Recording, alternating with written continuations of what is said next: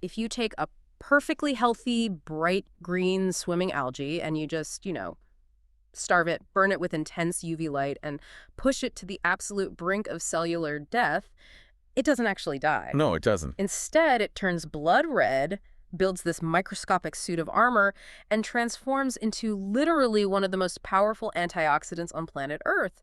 Today, we are looking at that armor. Yeah, it is a phenomenal survival mechanism, really. And that specific red armor is a molecule called astaxanthin.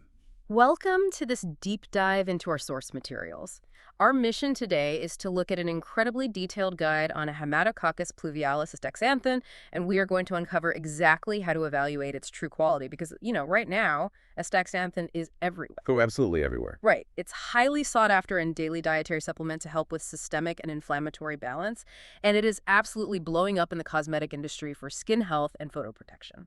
Yeah, it has essentially become the cornerstone ingredient for brands pushing a clean label, high bioactivity narrative. But as you dig into the literature, you quickly realize the market is incredibly murky. Yeah, definitely. Consumers and honestly even product formulators, they see the word natural on a label and just assume that's the end of the story. Okay, let's unpack this. Because whether you are building a skincare brand, formulating a supplement, or you are just someone trying to buy a genuinely effective product for your own health, the word natural simply isn't enough. No, not at all. It's like buying a diamond just because someone says it's shiny. You need a jeweler's loupe. You need to look at specific, highly technical biological and chemical markers to know what you are actually putting into your body. And before we can even look at the chemical markers of the final extract in a pill or cream, we have to understand where it comes from. Right, because the environment dictates the baseline quality of the entire batch. The source material highlights that the biology of Haematococcus pluvialis, which is the algae that produces the best astaxanthin, is entirely centered around a stress-induced life cycle. So meaning it needs a hard time to actually do its thing. Exactly. In a happy, nutrient-rich, comfortable pool of water, this algae exists in a motile green phase. It has little flagella, it swims around, it's green, it's just, reproducing and living a good life. But then the environment turns hostile. Yeah. The water dries up, the nutrients vanish, or maybe the sun just beats down relentlessly. And that triggers a radical, almost alien transformation. It really is. It stops swimming entirely. It sheds its flagella and it goes into a dormant protective state.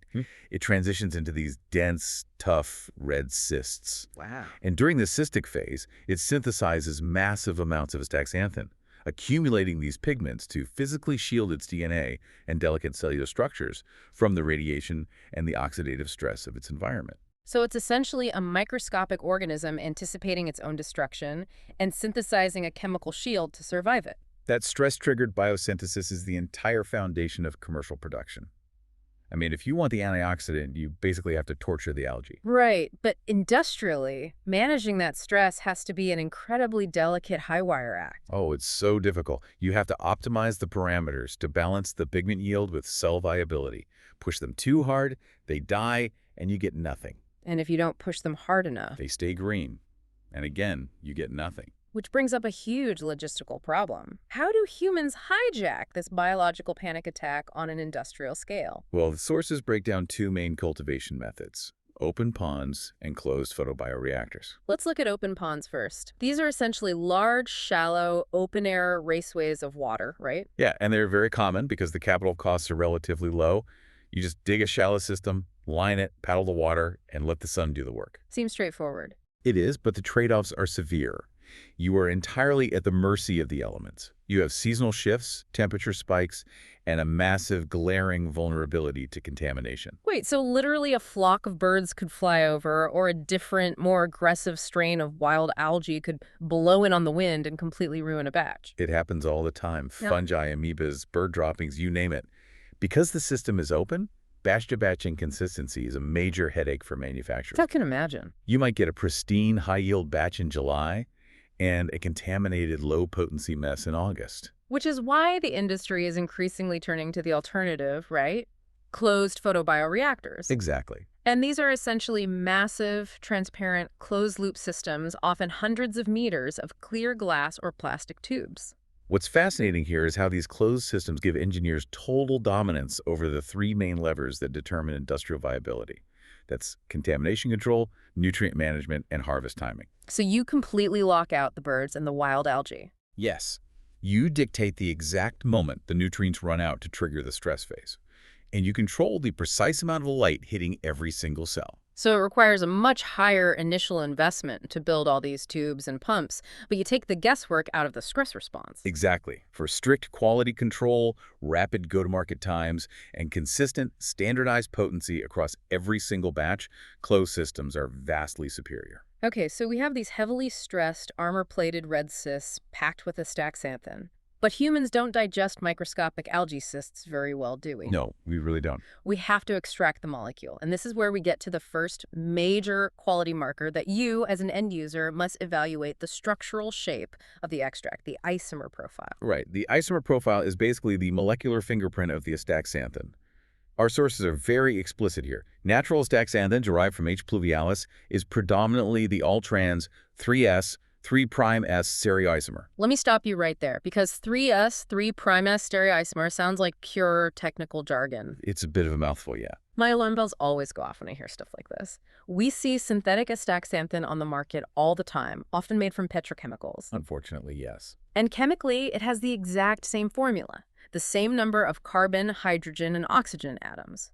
So does this highly specific 3S, 3' attached shape actually matter biologically? Or is this just a fancy technicality so clean label brands can charge a massive premium? It is a totally valid skepticism, but I assure you, in biochemistry, shape is everything. It is far more than a marketing gimmick. Really? Yeah, think of your left and your right hands. They have the exact same formula, 4 fingers, 1 thumb, a palm. Right. But you cannot put a left-handed glove onto a right hand. Right. They are mirror images, but they are not interchangeable. Okay, so the molecules have a handedness to them. Yes, that's called chirality. You can't- Human cellular receptors, the things that actually take up and use the antioxidant, are like gloves designed specifically for the 3S, 3' S left hand of natural astaxanthin. Because synthetic astaxanthin is manufactured through brute force chemistry, it yields a mixed, much broader isomer distribution. You get a jumble of left hands, right hands, and weirdly bent hands. So if my cells are holding out a left-handed glove and the synthetic supplement throws a right-handed molecule at it, it literally just bounces off. It can't be utilized. That is the biological reality. The specific 3S, 3' S natural profile matters immensely for bioavailability. It dictates how much of the ingredient actually crosses your cell membranes. Makes sense. And more importantly, when you look at the systemic reviews demonstrating robust bioactivity, things like reduced oxidative stress, better skin elasticity, modulated inflammatory pathways, those major clinical trials are overwhelmingly relying on the natural 3S, 3' S profile. If you want the results seen in the research, you need the exact shape used in the research. Handing your body a bunch of almost keys isn't going to unlock the door. Precisely. It is the standard for regulatory labeling because it actually works. But getting the right hand is just step one, because the sources make it clear that the next crucial marker is what that hand is actually holding on to, the esterification state. This is a critical nuance that most consumers miss completely. Astaxanthin can exist in a free, non-esterified form, or in esterified forms, specifically monoesters and diesters. Right. Think of an ester as a long, fatty acid tail attached to the main astaxanthin molecule. And the algae produces it with these fatty tails attached naturally. Yes, remember that survival mechanism we talked about? Yeah. The algae attaches these fatty acid tails to stabilize the highly reactive pigment as it packs it into those red cysts. It's essentially tethering the antioxidant so it doesn't react prematurely. Which means the goal of extraction isn't just getting the astaxanthin out of the algae shell, it's getting it out without ripping those delicate fatty tails off. Exactly. How do we do that without destroying it? Well, the text highlights that green extraction technologies are heavily relied upon, primarily to avoid harsh industrial solvents that would shred those esters. They specifically point to supercritical CO2 and ethanol-based approaches. Hold on, I want to clarify supercritical CO2 because it sounds like sci-fi. What exactly makes carbon dioxide supercritical? It's actually a brilliant process. Under normal conditions, CO2 is a gas, right? Right. But if you put it into a highly pressurized chamber and heat it to a very specific point, it enters a supercritical state where it exhibits properties of both a gas and a liquid simultaneously. Oh, wow. It can seep into the microscopic algae cysts like a gas, but it acts like a liquid solvent to dissolve the fat-loving astaxanthin. So it sweeps in, grabs the astaxanthin with the fatty tails perfectly intact, pulls it out, and then what? Then you simply depressurize the chamber. The supercritical fluid instantly turns back into a regular gas and completely evaporates into the air. You are left with pure astaxanthin extract and absolutely zero solvent residue. That sounds flawless. So why does the text even bother mentioning ethanol extraction? Is ethanol just a cheap shortcut for companies that don't want to buy a high-pressure CO2 machine? Not necessarily just a cheap shortcut, no. Ethanol is a very powerful solvent that can offer incredibly high raw recovery rates, meaning it pulls almost everything out of the algae biomass very efficiently. Okay. But it's riskier. The temperature and the evaporation process must be meticulously controlled. Yeah. If a manufacturer rushes an ethanol extraction and uses too much heat to boil off the alcohol, they will degrade the isomer shape and snap off those ester tails we just talked about. Okay, so let's say we have our extract, the tails are intact. Right. But this raises an important question. If extraction just pulls everything out as a raw mix, how do manufacturers control the specific ratio of those monoesters to diesters? Doesn't the algae just do that for us naturally? The algae does it naturally, yes, but it doesn't do it uniformly. Mm-hmm. The algae isn't a standardized factory. It produces a messy natural ratio, depending on how stressed it was and when it was harvested. Ah, got it. To make a reliable consumer product, you have to standardize it. That happens in the purification phase post-extraction. Using what the text calls chromatographic techniques. Right. Think of chromatography like a microscopic racetrack. You run the raw extract through a specialized medium, and because monoesters, diesters, and unwanted cellular lipids all have slightly different weights and properties, they travel down the track at different speeds. Okay, I can picture that. This allows scientists to capture them separately and recombine them to achieve the exact, highly pure esterification ratio they want. Here's where it gets really interesting for me. All of this intense processing, the CO2, the chromatography, it's all done to preserve and standardize those fatty acid tails. Why? Because that esterification status completely changes how the astaxanthin behaves in the real world. It dictates how it interacts with the human body. Absolutely, because esterified astaxanthin, the form with those intact fatty tails, exhibits enhanced lipophilicity. Lipophilicity, Oh, yeah. fat-loving. Yes. And we need to explain why that is so vital. The human body is mostly water. But our cell membranes, the protective borders around every single cell in your body, are lipid bilayers. They were made of fat. Right.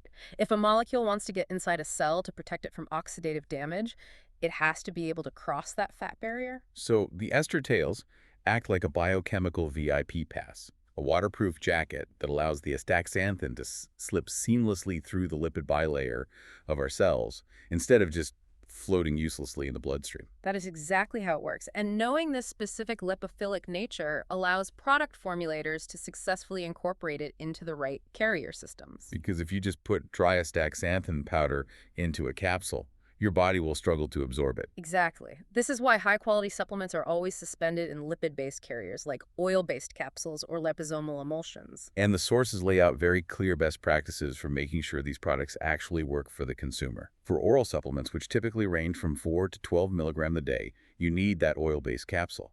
But there's a vital second step for the person actually swallowing it, right? Oh yeah, because it relies on fat to be absorbed, you should really co-administer the supplement with dietary fats. So don't just take it on an empty stomach with black coffee. Right, please don't. Taking it with a meal that contains healthy fats like avocado, olive oil, or nuts triggers your digestive system to process lipids, which significantly maximizes the cellular uptake of the astaxanthin. Okay, so that's for swallowing it. But what about cosmetics? Astaxanthin is massive in anti-aging creams right now. How do we keep this fat-loving molecule stable in a jar of face cream? For topical applications, formulators use advanced emulsion systems. An emulsion is basically a technique to permanently blend oil and water. By trapping the lipophilic astaxanthin inside tiny droplets of oil, which are then suspended in a water-based cream, it stabilizes the molecule. So it preserves its ability to penetrate the skin barrier. Yes, but critically, the emulsion matrix protects the ingredient against photodegradation.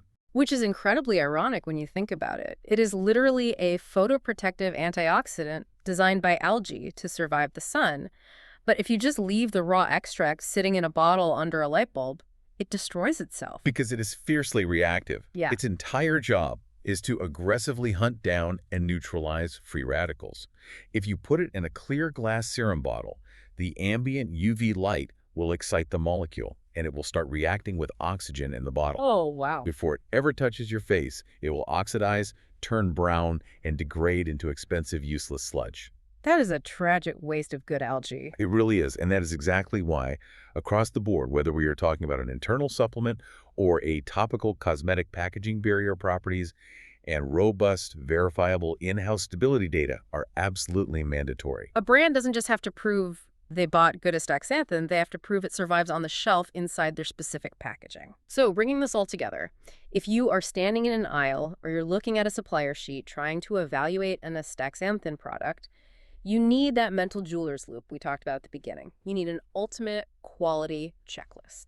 Based on the detailed sources we've reviewed, that checklist is pretty definitive. First, you must verify the exact milligram per gram content. You need to know the true quantified potency of the raw material, not just the gross weight of the algae biomass. Okay. And second, you must ensure the isomer profile is overwhelmingly dominated by that natural 3S, 3' left-handed form, proving it's not a synthetic mixed bag that your cells can't even use. Third, confirm the esterification clarity. You want a documented, stable profile of monoesters and diesters, proving the extraction process didn't rip the molecule apart. And finally, ensure the finished formulation leverages that lipophilicity correctly, using an oil capsule or a cosmetic emulsion, and that the brand can actually show you the stability data proving it survives the bottle. If we connect this to the bigger picture, all of this meticulous, deeply technical detail isn't just for our own edification. The most stringent regulatory bodies in the world, like the EFSA in Europe, and the FDA's GRAS guidelines in the United States, they rely on this exact level of molecular documentation. Right. A brand cannot legally substantiate a physiological health claim about reducing oxidative stress or supporting cardiovascular health without proving they have the right isomer, the correct intact esters, and the shelf stability to actually deliver the dose they are promising. It really separates the evidence-backed science from the products that are just, riding the coattails of the natural buzzword. Absolutely. Which leaves me with a final thought I want to throw out to you as you consider all of this. The global market demand for clean label, hyper-potent antioxidants is surging.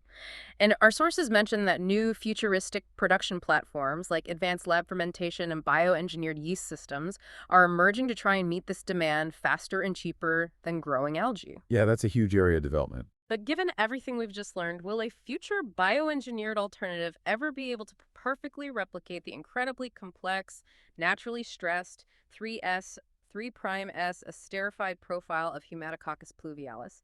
Or will this specific armor-plating biological dance, complete with its harsh environments, water, light, and desperate survival mechanisms, always remain the irreplaceable gold standard for human health? Something to think about the next time you look at one of those glowing red capsules. Thanks for joining us on this deep dive.